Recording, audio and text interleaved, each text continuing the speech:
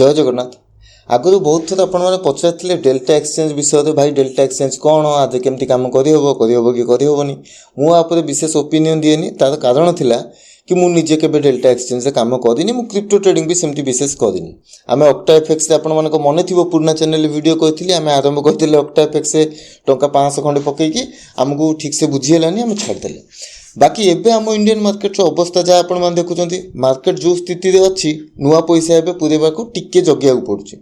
द्वितीय कथा जो स्टॉक गुड़ा ऑलरेडी फसी जाइए 17-18% माइनस अच्छा बिकिकी मुझे एत बड़ लॉस नहीं कि बाहर किसी जस्टिफिकेशन ना तेणु मुझे भाविली यहीटा बढ़िया टाइम यही टाइम आम टे देखीदबा क्रिप्टो करेन्सी कौन क्रिप्टो ट्रेडिंग कौन ता सांगे डेल्टा एक्सचेंज कौन।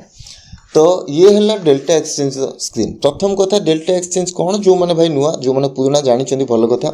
डेल्टा एक्सचेंज गोटे प्लाटफर्म जोटा कि आम जड़े इंडियन ही कहते सी आमर इंडिया FIU रेजिस्टर्ड अच्छी सी कौन होती आम विभिन्न प्रकार क्रिप्टो करेन्सी को ट्रेड कर ठीक अच्छे जमी आम जीरो स्टॉक को काम कर क्रिप्टो करेन्सी को ट्रेड कर यहाँ आजिका डेट्रे लोक कहीं प्रिफर कर आमर स्टॉक किणवाई केते पैसा देवाक पड़े 100 टंका स्टॉक किणवाई कि 1000 टंका स्टॉक किणवाई 1000 टंका देवाक पड़े।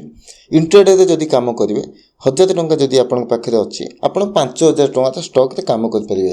ये देखिपे ये 200x लिखाई ये 100x लिखाई माने ये जहाँ पाखे 1000 टंका अच्छी से 2 लाख टंका ट्रेड कर आउ एठी जहाँ पाखे 1000 टंका अच्छी से लक्षे टंका ट्रेड नहीं पारे। तो से एते अधिक लिवरेज मिलूँ माने जो मान पाखे कैपिटल कम से मैंने आपको प्रिफर कर किंतु यहाँ इंपोर्टेंट कथा जानी रखा दरकार कैपिटल कम बेसी कथा ना जदि आम ट्रेडिंग शिखीचे आम सबुठी काम कर जदि शिखिने कौटी भी काम कर डिसिप्लिन जदि ना ताले कौटी भी काम कर। बाकी डेल्टा एक्सचेंज पर्टिकुलर आप जदि बुझा कि मु जहाँ मोर एक्सपीरियंस यहाँ कौन स्पॉन्सर वीडियो नुह कि मुझे आपको बढ़ई चढ़ई कहूनी जस्ट मुझे जानिली कौन कौन ओपिनियन आप खाली से दूसरी जो मैंने पचारे कमेंट रे। तो ये आम विभिन्न प्रकार फ्यूचर कॉन्ट्रैक्ट को ट्रेड करिपरिबा ठीक अच्छे। एठी जदि आम जीवा एठी PNL एनालिटिक्स अच्छी एठी जीवा एठी देखिए लास्ट 7 दिन अवस्था कौन ये मात्र गोटे इंपोर्टेंट कथा मात्र 500 न 1200 भितर कौन ये पकाई आज टोटल रियलाइज्ड PNL देखा प्रॉफिट केते देखा भाई 1920 1000 टंका लगे कि 1200 टंका लगे कि प्रॉफिटा 2000 टंका हो गला चलतु 1:1 माने 1000 भी हो माने 100% कैपिटल डबल हो गला। तो यहाँ बहुत वीडियो तो आप देखुए बहुत बढ़िया कथा कैपिटल डबल हो भाई ये किसी खुशी कथा नुह ये बहुत रिस्की जिनस जदि ठीक से बुझंतु 1200 मोर 1900 हो गला जदि मोर टिके टेक्निकल धारणा कम था कैंडल चार्ट बुझा कम था जेहेतु आम स्टॉक रे एतिकी दिन काम करें से भी कैंडल एटी भी कैंडल कौन ही फरक पड़े जो मार्केट हो तो मोटामोटी थिला आइडिया बोली आम एटी प्रॉफिट कले से जगह जी स्टॉक रे भी फेल मारुची सी जदि एटी कर से कैपिटल पूरा जीरो हो 1000टा 2000 हवाटा जी सहज 1000टा जीरो हवाटा से सहज ठीक। यहाँ हूँ कौन से जो 100 गुणा लिवरेज 1000 टंका अच्छी आप लक्षे टंका तो पोजिशन नौ ठीक से हिसाब से बुझे 1000 टंका अच्छी लक्षे टंका तो पोजिशन नौ 1% प्रॉफिट है आपको 1000 टंका लाभ होगा लक्षे टंका तो 1% 1000 टंका माने आपको 1000 टंका कैपिटल डबल होगा जदि 1% माइनस होगा तो आपंकर 1000 टंका लक्षे टंका केते माइनस हम 1000 टंका आप कैपिटल केते 1000 टंका कैपिटल जीरो भाई बही बंद कर घर को चलो ठीक। तो यहाँ बहुत रिस्की से लिवरेज एतटा यूज करने कथा नुह। द्वितीय कथा ये आम विन रेट देखा 66 विन रेट किसी खराब नुह कहीं दैट टू भी आम क्रिप्टो करेन्सी ट्रेडिंग आम नुआ।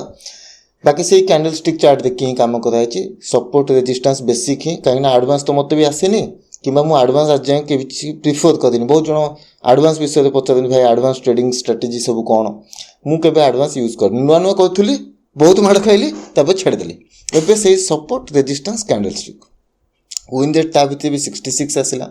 ये आ गए इंपोर्टेंट कथा एवरेज विन एवरेज लॉस जी लाभ होती से एवरेज करदेला पर ट्रेड पिछा केते टंका हो 193 टंका मात्र कहीं आम छोट पैसा करुचे। एवरेज लॉस केते देखुची 67 माने ए लॉस ठू आमर यहाँ के पाखापाखि ପାଖାପାଖି 3 ଗୁଣା ମାନେ 1:3 ରିସ୍କ ରିୱାର୍ଡ଼ ଏଠି ଆମେ ନେଇ କାମ କରୁଛେ। ଆମେ ଯେଉଁଗୁଡ଼ା ଷ୍ଟକ୍ ଟ୍ରେଡ଼ିଂରେ ଶିଖିଛେ ଆମ ଇଣ୍ଡିଆନ୍ ମାର୍କେଟରେ technical analysis, price action, candle stick, support resistance, ସେଇଟାକୁ ହିଁ ନେଇକି ଆମେ ଏଠି କାମ କଲେ। ଦ୍ୱିତୀୟ କଥା, ଯେଉଁ ରିସ୍କ ରିୱାର୍ଡ଼ ମୁଁ ଆପଣଙ୍କୁ ଅଲଗା ଅଲଗା ଭିଡ଼ିଓରେ କୁହେ ଭାଇ ଏଗୁଡ଼ା ଇମ୍ପୋର୍ଟାଣ୍ଟ, ଏଗୁଡ଼ା ବେଶୀ ଗୁରୁତ୍ୱ ଦିଅ, ସେଗୁଡ଼ା ସବୁ ଆମେ ଏଠି ବି ଫଲୋ କରିଛେ। ଠିକ୍, ତ ଏ ବେସିକ୍ କଥା ଗୁଡ଼ା ଫଲୋ କଲେ ସବୁ ମାର୍କେଟରେ ରିଜଲ୍ଟ ମିଳିବ, କିଛି ଅସୁବିଧା ନାହିଁ। ବାକି ଟୋଟାଲ୍ ଟ୍ରେଡ୍ ଆମେ ନେଇଛେ ଏଠି 18ଟା। ଏବେ ଇଏ ତ ଗଲା PNL ଆନାଲିଟିକ୍ସ। ତା ସାଙ୍ଗରେ ଏଠି ଆଉ ଗୋଟେ ଇମ୍ପୋର୍ଟାଣ୍ଟ କଥା ଆପଣମାନଙ୍କୁ କହିବି, ଏଠି ଫିସ୍ ଟିକେ ଅଧିକ ଯାଉଛି। ଦେଖନ୍ତୁ 570 ଟଙ୍କାର ଫିସ୍ ଅଛି, ଠିକ୍ ନା? ତ 570 ଟଙ୍କାର ଫିସ୍ ଯାଉଛି। ତ ଇଏ ଥିଲା ଆପଣଙ୍କର ମୋଟାମୋଟି PNL ଆନାଲିଟିକ୍ସ। ଆମେ ନୂଆ ନୂଆ କାମ କରିବା ଯାହା ଆମର ହେଇଛି, ଆଗକୁ ଯଦି ଆମେ କାମ କଲେ ଆଧରେ ତାହେଲେ ଆମେ ଦେଖିବା, କାହିଁକିନା କରିବାକୁ ବି ଧୀରେ ଧୀରେ ପଡ଼ିବ, ସେ ବି ଯେଉଁ ଭଳିଆ ଅବସ୍ଥା କରୁଛି। ଫାଇନାଲି ଏବେ ଆମକୁ ଦେଖିବା ଟ୍ରେଡ଼ିଂ ପ୍ଲାଟଫର୍ମ। ଏଇଟା ହେଲା ଆର ଟ୍ରେଡ଼ିଂ ପ୍ଲାଟଫର୍ମ। ଏଠି ସବୁ କରେନ୍ସି ଗୁଡ଼ା ରହିଲା, ଏଗୁଡ଼ା ଆ ଭିତରେ ଯାହାକୁ ଯେଉଁଟା ପସନ୍ଦ ସିଏ କରିପାରିବ। ମୁଁ ଆଧେ ଲାଇଟ୍ କଏନ୍ରେ ଟ୍ରେଡ଼୍ ନେଇଥିଲି, ସେମିତି ବିଶେଷ ଆଇଡ଼ିଆ ନାହିଁ। ଲାଇଟ୍ କଏନ୍ରେ ଟ୍ରେଡ଼୍ ବର୍ତ୍ତମାନ ଚାଲିଛି। ଏଇଟାର କ'ଣ, ଏଇଟା ଲାଇଟ୍ କଏନ୍ରେ ଟ୍ରେଡ଼୍ ଦେଖିଦେବା। ଏଠି ଆମେ ଦେଖିପାରିବା ଆମର କ୍ୱାଣ୍ଟିଟି ଅଛି 50 ଲଟ୍। ଆମର ଏଠି PNL ଦେଖାଉଛି $4। ଛୋଟ ପୋଜିସନରେ $4। ଯେଉଁମାନେ 1000 ଲଟ୍ 500 ଲଟ୍ରେ କାମ କରୁଛନ୍ତି ତାଙ୍କ ସେଠି ବଡ଼ ବଡ଼ ପ୍ରଫିଟ୍ ଦେଖେଇବ। ତ ମୁଁ ଏବେ ପ୍ରିପେୟାର ନୁହଁ ଏଗୁଡ଼ା କରିବା ପାଇଁ। ଯେତେବେଳେ ଯାଏ ମୁଁ ମାଇଣ୍ଡ ସେଟ୍ ନ ଆସିଛି ହଁ ଭାଇ ଆପ୍ଲିକେସନ୍ ଜେନ୍ୟୁଇନ୍ ଅଛି, କିଛି ଦିନ ଅନ୍ତର କାମ କରିବ, ସେତିକି ଯାଏଁ ପୋଜିସନ୍ ବଢ଼େଇ ପାରିବାନି। ତାପରେ କ୍ରିପ୍ଟୋର ମୁଭମେଣ୍ଟ ଗୁଡ଼ା ବି ଦେଖୁଛନ୍ତି ତ କେଉଁ ଟାଇପ୍ର ହେଉଛି, ବହୁତ ଭୋଲାଟିଲିଟି ରହୁଛି। ତ ସେ ଭିତରେ ଆମକୁ ଦେଖି ଚାହିଁକି ରିସ୍କ ନେବା କଥା, କାହିଁକିନା ପଇସାଟା ବହୁତ କଷ୍ଟରେ ଆସୁଛି। ଠିକ୍, ତ ଇଏ ହେଇଗଲା କଥା। ଏଠି ଆମେ ସର୍ଟ କରିଛେ, ଏଠି ଆମେ ଲଙ୍ଗ୍ ସର୍ଟ ଦୁଇଟା ଯାକ କରିପାରିବା। ଆଉ ଗୋଟେ ଇମ୍ପୋର୍ଟାଣ୍ଟ କଥା, ଏଇ ମାର୍କେଟ ଆମର ସପ୍ତାହକୁ 7 ଦିନ ଖୋଲା, 24 ଘଣ୍ଟା ଖୋଲା। ଆଜି ରବିବାରରେ ବସିକି ବି ଆମେ ଏଠି ଦେଖୁଛେ, ଦ୍ୟାଟ୍ ଟୁ ବି ସନ୍ଧ୍ୟାବେଳେ। ତାପରେ ଚାର୍ଟରେ ହିଁ ଆମେ ଏଠି ଟାର୍ଗେଟ୍ ଷ୍ଟପ୍ ଲସ୍ ଲଗାଇ ପାରିବା। ଏଇଟା ହେଲା ମୋ ଟାର୍ଗେଟ୍, ମୁଁ ଧର ଲଗେଇଛି। ଏଇଟାକୁ ଏମିତି ଚାର୍ଟରେ ମୁଁ ଏଠି ମୁଭମେଣ୍ଟ କରିଦେବି, ଯେଉଁଠିକି ପଠାଇଦେବି ସେ ସେଇଠି ଯାଇକି ରହିଯିବ।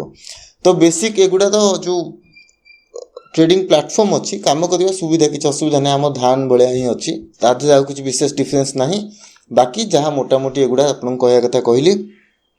ଆମର ଲିଭରେଜ୍ ଅଧିକ ରହୁଛି, ବ୍ରୋକରେଜ୍ ଚାର୍ଜେସ୍ ବି ଟିକେ ଅଧିକ ରହୁଛି, ଆଉ ଲିଭରେଜ୍ ଯେହେତୁ ଅଧିକ, ରିସ୍କ ବି ସେ ହିସାବରେ ଅଧିକ ରହୁଛି। ତ ମୋଟାମୋଟି ଭାଇ ଲଙ୍ଗ୍ ଷ୍ଟୋରି ସର୍ଟ, ଯେଉଁମାନେ କହୁଥିଲେ ଭାଇ ବହୁତ ସହଜରେ ସେଠି ପଇସା କମି ଯାଉଛି, ମୋତେ କାହିଁ ଲାଗୁନି ସେମିତି ସହଜ କିଛି ଅଛି। ଏକା କଥା, ସେଠି ଯେମିତି ଏଠି ସେମିତି। ଏଠି ଆପଣଙ୍କର ଲିଭରେଜ୍ ଅଧିକ ରହୁଛି ବୋଲି ସେଇଟା ଆଖିକୁ ଭଲ ଦିଶୁଛି, କିନ୍ତୁ ଯେତେବେଳେ ନେଗେଟିଭ୍ ହେବ ବହୁତ ଜୋରରେ ହେବ। I Hope basic overview clear ଅଛି। ବାକି ଯେଉଁମାନେ ଅଲରେଡ଼ି କାମ କରୁଛନ୍ତି, ଆପଣଙ୍କର ଏକ୍ସପିରିଏନ୍ସ କ'ଣ, ଲାଭ କେତେ ହେଇଛି କି କ୍ଷତି କେତେ ହେଇଛି, ଭଲ ଲାଗିଲା ନ ଲାଗିଲା, ବାକି ୱିଡ୍ରଲ୍ କେତେ ଦିନରେ ମିଳୁଛି, ସେଗୁଡ଼ା ସବୁ କମେଣ୍ଟରେ ଜଣାଇବେ। ଦେଖା ହେବା ଆମେ ନେକ୍ସଟ ଭିଡ଼ିଓରେ।